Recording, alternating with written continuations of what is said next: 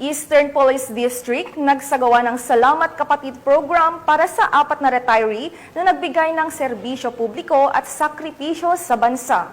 Ang magandang balita ay hatid ni Patrolwoman Jenny May Dolor.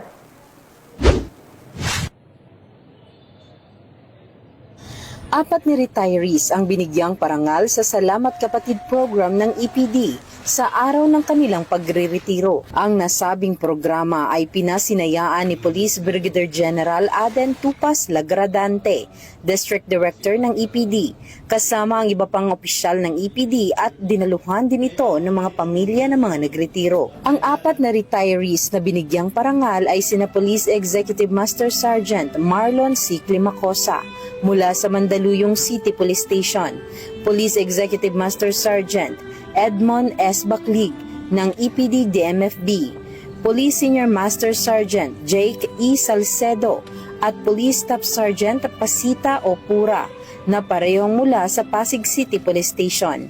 Iginawa din sa kanila ang matatanggap nilang mga benepisyo sa ilang taon nilang pagsiserbisyo at sa karangalang batid hindi lamang sa Eastern Police District, kundi maging sa buong organisasyon ng PNP. Nagbigay naman ng kanyang mensaheng pasasalamat si Police Executive Master Sergeant Marlon C. Climacosa sa karangalang makapaglingkod sa bansa at sa mamamayan bilang alagad ng batas. Kanyang ipinaabot ang taos-pusong pasasalamat sa mahigit 28 years niyang pagsiserbisyo sa PNP na siyang nagsilbing pangalawa niya ng tahanan at pamilya. Masaya dahil natapos na rin yung aking pagsiserbisyo sa ating bayan. Sa halos 3 dekada, ibinigay ko ang aking buhay para sa pagtatrabaho, para maglingkod sa ating mga mamamayan. At siyempre, masaya dahil makakapiling na ako ng aking pamilya. Pag ikaw kasi ay nasa police service, talagang andyan yung dedikasyon mo lagi sa pagpasok.